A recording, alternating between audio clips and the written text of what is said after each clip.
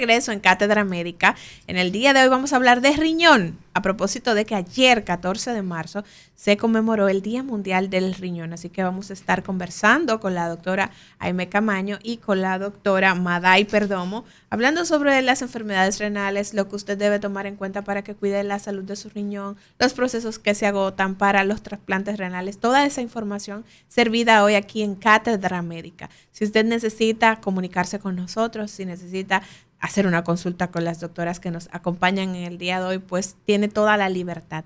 Las líneas 809-682-9850 y la línea internacional 833-380-0062. Damos la bienvenida a la doctora Maday Perdomo. Ya conversábamos con la doctora Aimé y le damos la bienvenida.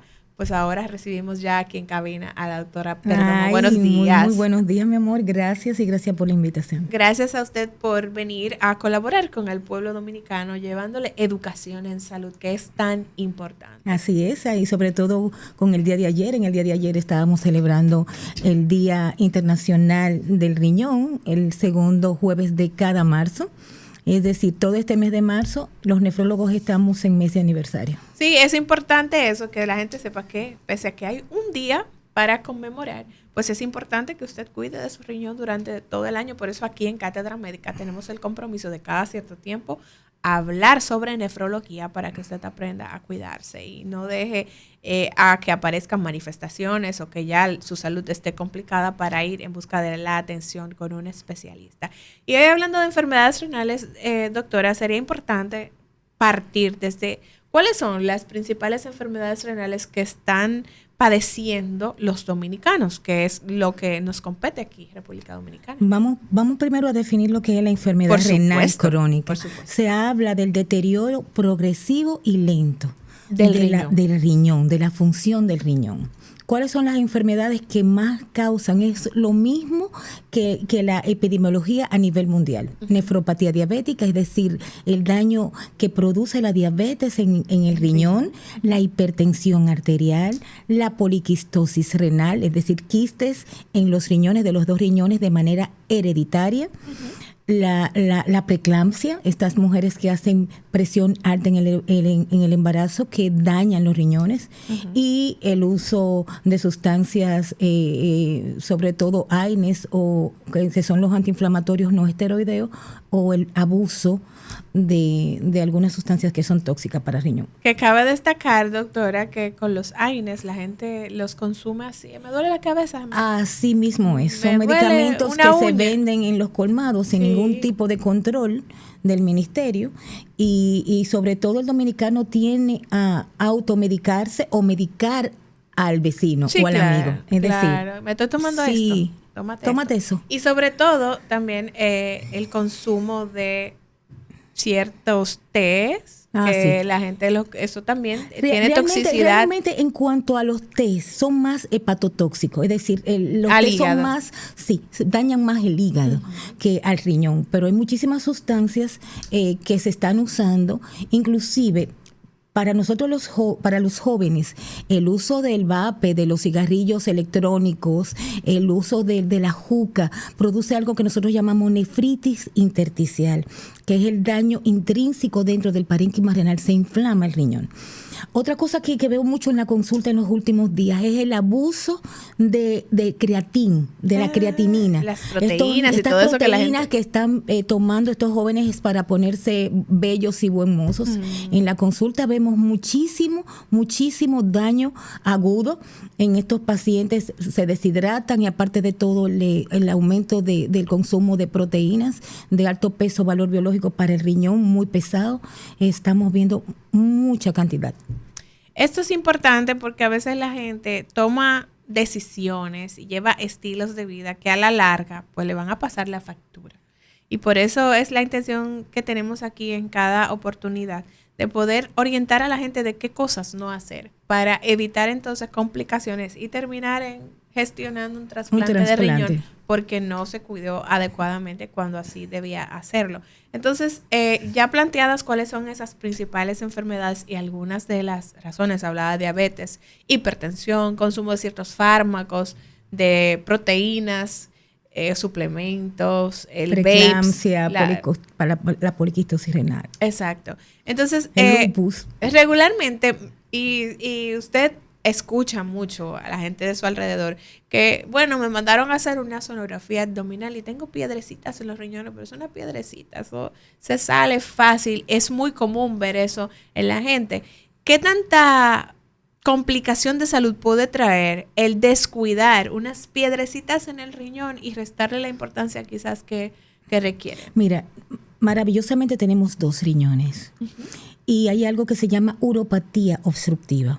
¿Estamos de acuerdo? Si tenemos piedra en los 2 riñones que estén obstruyendo, sí va a haber un daño a nivel renal. Pero hay algo que nosotros llamamos que es el síndrome de la nefrona intacta. Es decir, que el riñón que está enfermito suple el que está malo. ¿Estamos de acuerdo? El bueno suple el que está malo. Entonces, por eso tenemos la capacidad de donar un riñón, porque el ser humano vive con un riñón. Sí. Ok, esas piedritas que podemos nosotros decir, no, tengo un par de calculitos y todavía no están obstruyendo.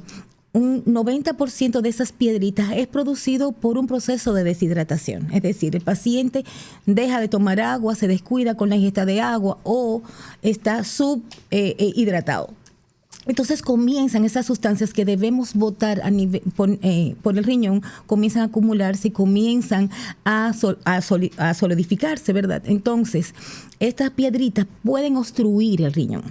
Entonces, siempre, cuando vean una piedrita en riñón, sobre todo, si a esa piedrita le llevamos también que usted es un paciente hipertenso, si es un paciente diabético, entonces a esa piedrita, por favor, que no se descuide y hay que ponerle atención. En este punto quisiera, aunque ya lo adelante vamos a seguir desarrollando todo el tema de manifestaciones y demás, quisiera aprovechar que mencionaba el tema de que tenemos 2 riñones, por eso puedes donar un riñón y vivir con el otro sin ningún problema. Sí, así es. Entonces, aquí me gustaría escuchar tu planteamiento y tu orientación a la gente con relación a qué tipo de evaluación, por ejemplo, se le hace a un paciente antes de considerarse como donante de riñón para garantizar que luego de que se acabe el proceso, pues ese paciente no presente ninguna dificultad con el riñón que le queda. Primero mencionar de que hay 2 tipos de donación. Ok, vamos a ver. Tenemos lo que sería el donante vivo, que es esa persona que en vida decide donar. Pero el donante vivo también se subdivide en 2 categorías, los relacionados y no relacionados. Los relacionados es un familiar hasta el 4º grado y los no relacionados es una persona que por amor decide donar estos órganos, pero necesariamente tiene que pasar por el Consejo Nacional de Trasplante, que es la entidad que está por encima del INCOR, son los que crean las políticas públicas. Entonces, cuando el Consejo Nacional de Trasplante hace esta autorización, se puede proceder al trasplante. Y el de donante fallecido es aquel paciente que se encuentra dentro de una unidad de cuidados intensivos conectado a una ventilación asistida y que cumple criterios para ser donante, según el protocolo del mantenimiento del donante. Entonces, en la parte de donante vivo, como explicaba ya la doctora Maday, una persona puede donar y continuar con su vida completamente normal. De hecho, estos pacientes son muy estudiados también por el nefrólogo de trasplante. Hay un protocolo que hay que cumplirse al pie de la letra y si el paciente, de hecho, hasta una piedrecita que tenga en un riñón, puede descartar esa persona que aunque tenga el deseo de donar, no puede donarle a esa persona querida. Por ende, siempre la parte protocolar se cumple al pie de la letra para poder llevar a un donante en óptimas condiciones para poder entonces proceder a donar. Y entonces aquí viene la parte de la nefróloga. Ese paciente que donó su riñón, ¿qué tipo de seguimiento? Realmente no es un paciente, es un donante. Un donante, sí, es un donante porque no tiene ninguna patología, claro. No debe tener ninguna patología. La idea de que ese paciente que por amor donó un riñón debe salir sano del quirófano, debe salir lo más estable posible. Claro. Por eso la evaluación es tan protocolar. Necesitamos que ese paciente salga estable. Claro. Entonces, es una evaluación desde a nivel psiquiátrico, odontología, hasta odontología, cardiología, gastroenterología, urología. Es decir, nefrología, claro, pero es un sinnúmero de especialistas multidisciplinarios que tienen que ver ese paciente para asegurar que ese paciente salga estable y sano de esa cirugía que con amor donó. Entonces, ahora que menciona, porque de verdad me sorprende que debamos realizar una evaluación, bueno, psiquiátrica sí, pero odontológica, ¿qué información puede arrojar este tipo de evaluación previo a una donación de riñón que pueda descartar o no a un donante? Pero inclusive los dos van al odontólogo, tanto el donante como el posible receptor, es decir, porque las infecciones, las caries, en un momento determinado puede producir un proceso de infección, sobre todo el receptor. Uh-huh. Ese paciente que tiene una inmunidad que está comprometida y que al momento de dar el trasplante vamos a comprometer más por los inmunosupresores, tiene un proceso de caries, una gingivitis importante y por ahí comienza una infección. Claro. Es decir, tiene que ser evaluado completamente. Excelente. Y entonces el seguimiento que se da a ese donante luego del proceso, debe ir cada qué tiempo a revisar que su riñón esté funcionando adecuadamente, que no haya ninguna patología. No, uno lo que concientiza a ese donante de amor, como yo le digo, que tiene que primero llevar una vida organizada. ¿Estamos de acuerdo? Sí. Y darse seguimiento cada 6 meses con sus controles, control de ácido úrico, hidratarse bien, evitar nefrotóxico, porque ya tiene un riñón que el otro lo donó por amor. Entonces debe llevar una vida totalmente saludable para cuidar ese riñón que queda. Excelente. 809-682-9850 es la línea de contacto nacional aquí en cabina y 833-380-0062 si usted tiene alguna inquietud con relación a lo que hoy conversamos con la doctora Aimé Camaño y la doctora Maday Perdomo, pues tiene la oportunidad de poder comunicarse y poder expresar lo que le inquieta. Continuando entonces, doctora, dando esta orientación a quienes nos escuchan hoy, ¿cuáles son esas manifestaciones o síntomas que no debo pasar por alto y que pueden hablarme de que hay alguna patología en mi riñón? Mira, el riñón es un órgano bendito. Sí. Y solamente comienza a dar realmente síntomas cuando disminuimos lo que se llama tasa de filtración glomerular por debajo ¿Qué de es 30. eso? La tasa de filtración. Es la capacidad del riñón de filtrar en un minuto. Ok. Antes de los 40 años, lo que llamamos tasa de filtración glomerular va de 96 a 156. Eso va a depender del laboratorio, pero es de 90 a 156 mililitros por minuto. ¿Estamos de acuerdo? Sí. A medida que vamos envejeciendo, esa tasa va perdiéndose y después de los 40 años, como todo en la vida va envejeciendo, esa tasa se va perdiendo a 1 mililitro por año. Pero yo siempre le digo a mis pacientes, nos imaginamos que el riñón es un carrito y que a los 40 años ese riñón está súper nuevo. A partir del 41 años, ese riñón, ese carrito me va perdiendo 1 kilómetro por año. O sea que naturalmente va. Sí, pero si ese carrito nos vamos para allá, para mi zona del sur donde yo soy, sin aceite, sin gasolina, se va perdiendo más. Entonces, en vez de perderse 1 por año, se va perdiendo de 4 a 5 por año. Sí, que es el caso, por ejemplo, de los pacientes diabéticos. ¿Qué pasa?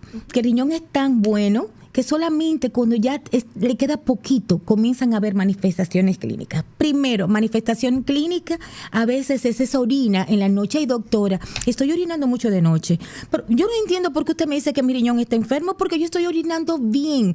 Inclusive, yo no duermo orinando en la noche. Eso es malo, eso es nicturia. Entonces la gente dice, no es próstata, no, es nicturia. Y es una de las primeras manifestaciones clínicas que tenemos en el riñón. Otra cosa que vemos mucho es la proteína en orina. Vemos esa orina espumosa.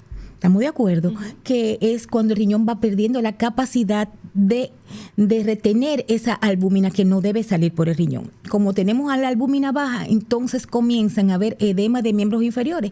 Se comienzan a hinchársele los pies.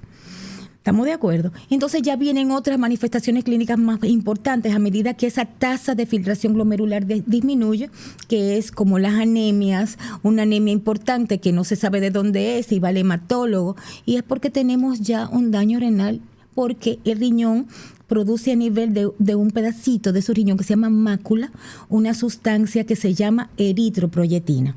Y la eritroproyetina es la que le avisa a la médula, oye, me produce glóbulos rojos. Si no hay quien llame a la médula para producción de glóbulos rojos, va a haber anemia.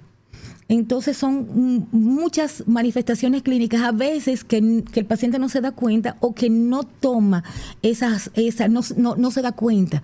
Entonces ya cuando va realmente al nefrólogo es porque ya tenemos una enfermedad renal muy importante. Estadio 3, estadio 4. Eso es muy delicado, doctora, y por eso siempre aquí hacemos el llamado a la gente que nos escucha de poder ir a hacer esa consulta preventiva, ir con el especialista cuando usted no se siente nada. Yo, ¿qué usted hace aquí? No, yo me siento bien, pero vine a revisar que esté todo en orden. Paciente diabético tiene que verlo en nefrología desde el inicio del diagnóstico de la enfermedad, para evitar que ese riñón se deteriore con los años por la diabetes. Sobre todo porque a veces el paciente diabético vive con la enfermedad y no lo sabe. Entonces ya es probable que cuando llegue ese diagnóstico haya un daño renal y el paciente lo desconozca. Por eso es la importancia. Inmediatamente hay diagnóstico de diabetes, debemos tener la prevención del daño renal.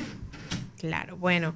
Hoy conversamos con la doctora Aimee Camaño y la doctora Maday Perdomo. Hablamos sobre enfermedades renales, sobre trasplante renal y todo lo demás. Considerando eso que usted menciona, de que muchos pacientes ya llegan complicados, ¿qué por ciento de esos pacientes, si tiene datos o de lo que usted ve en consulta, requieren una atención ya más delicada o ser enviados a diálisis o debe ser un paciente que opte por un trasplante renal? Realmente es lo que te estoy diciendo. Ya cuando el paciente llega a consulta es porque ya tenemos un paciente con daño renal, lo que nosotros llamamos o en prediálisis o listo para diálisis. Primero, a veces el especialista dura a veces un poquitico en reenviarlo, o a veces el paciente con miedo a lo que ya sabe, a lo que ya le comunica quizás su médico cardiólogo o su médico endocrinólogo, ya sabe que tenemos una enfermedad y tarda un poco para ir a visitarnos. Y ya cuando estamos ya con un paciente que estamos preparando para diálisis o para trasplante, la idea sería perfecto que el paciente ni siquiera pasara por diálisis, sino que fuera directamente a trasplante. Uh-huh. Entonces, porque primero le aumenta la calidad de vida, a largo tiempo es menos costoso que ir a una terapia renal sustitutiva tipo hemodiálisis o diálisis peritoneal. Bueno, vamos a darle chance a la gente. Buenos días, Cátedra Médica. Buenas. Sí, adelante. Sí, yo quiero saber si los diuréticos, yo soy hipertenso y diabético, los diuréticos le hacen daño al riñón, y si cuando uno la metformina también se le hace daño al riñón, que he escuchado eso. Si me hago la creatinina, si sale bien, y la orina, si está bien el riñón. Escucha a través de la radio, doctora, adelante.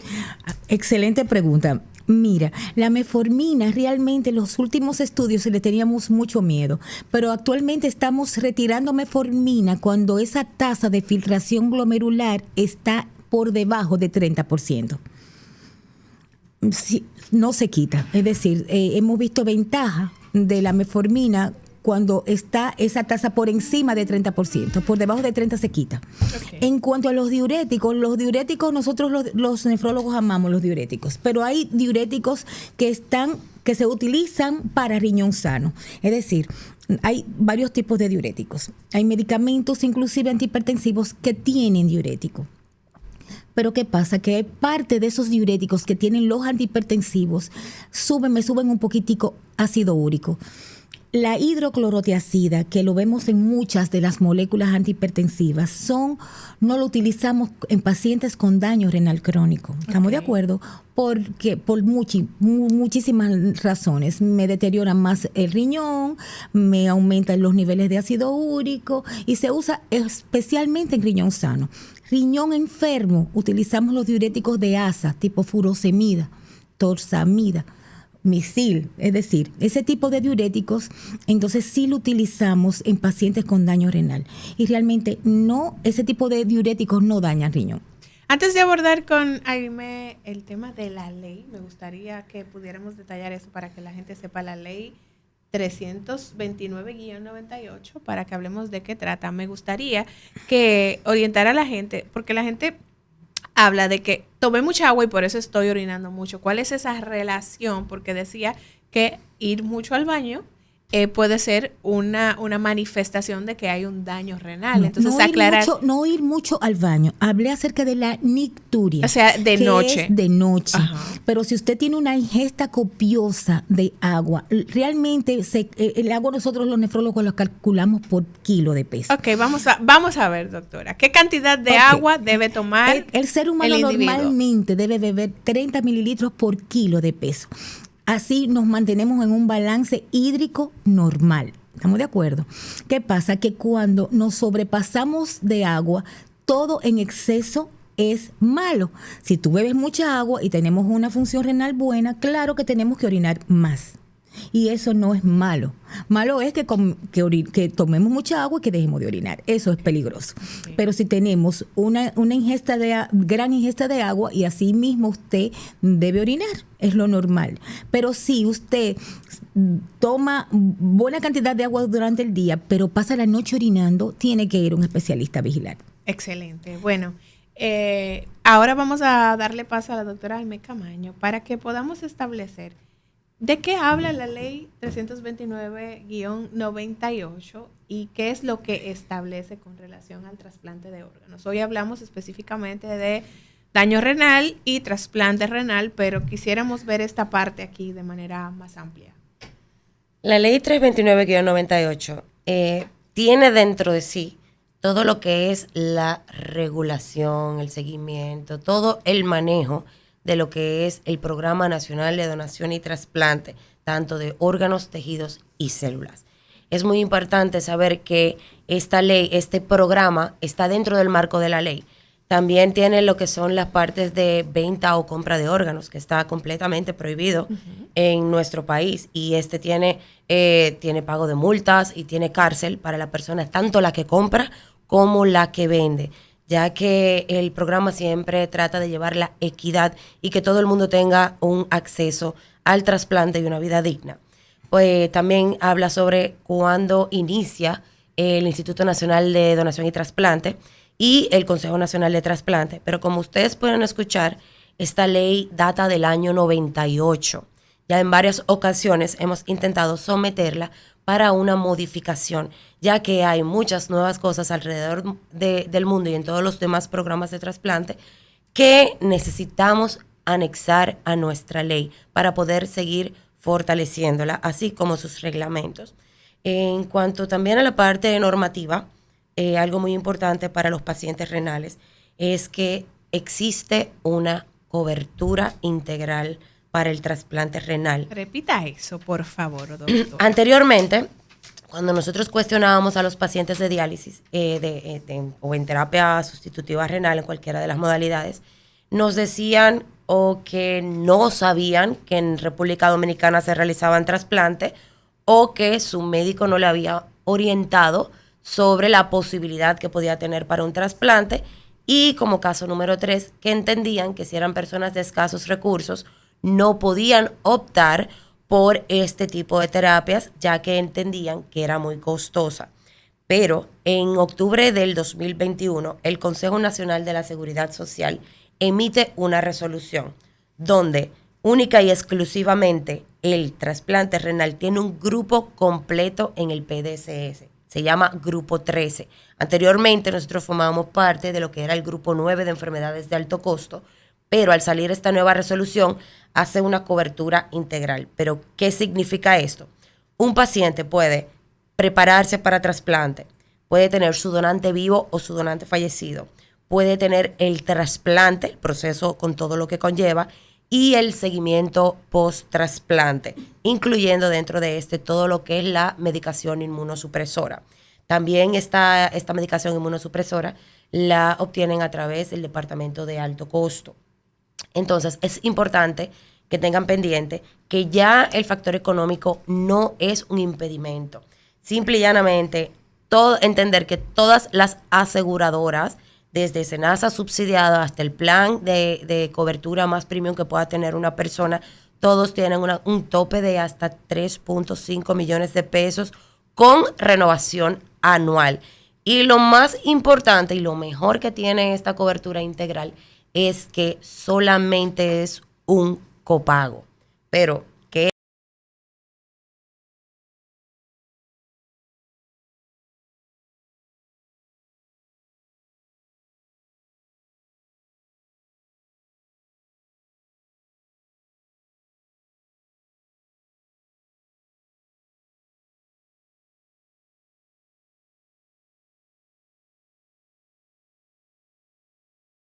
ahora le da una cobertura del 100% hasta el próximo año. Esto ha sido un buen gol para el programa de trasplante, ya que el trasplante renal es el que más se realiza en nuestro país. Sí. Tenemos alrededor de 1.322 trasplantes que ya se han realizado. Y ahora hemos podido ver que luego de la entrada de esta resolución, ya los trasplantes de donante vivo han ido en aumento. Lo ideal sería que fuera un programa de expensas de donantes fallecidos, personas que después de su muerte, la familia decidió donar. Uh-huh. Pero, como sabemos, hay un tema cultural muy fuerte en la República Dominicana. Por ende, no todas las personas entienden realmente y están llenos de muchos mitos y leyendas, de cosas que escuchan sobre el programa de trasplante, y por eso siempre invitamos a que cualquier persona que tenga cualquier duda sobre el programa de trasplante pueda acercarse al INCOR, ya sea por cualquiera de sus redes sociales, INCOR_RD, o a través de la página web. Ahí está toda la información. Y también aquellos que quisieran tener un carnet de donante, pueden acceder también vía la página de www.incor.gov.do, y hay una cápite donde pueden darle clic y obtener su carnet digital. Pero, importante, no tiene un carácter legal. Okay. Este carnet es única y exclusivamente para que usted en vida tenga esa conversación con la familia y le expresen su deseo de donar, ya que al momento de que se vaya a hacer la solicitud a la familia, entonces alguien de la familia haya podido ver ese carnet y decir, yo sé que esta persona quería donar, esa era su última voluntad, y eso es lo que quiere como su última opción. Bueno, vamos a hacer una pausa y a la vuelta, doctora Camaño, nos gustaría abordar cuáles son esos mitos que se manejan en República Dominicana que obstaculizan tanto el tema de la donación de órganos, que es tan importante el poder promover esta cultura en nuestro país. Vamos a la pausa y retornamos en breve.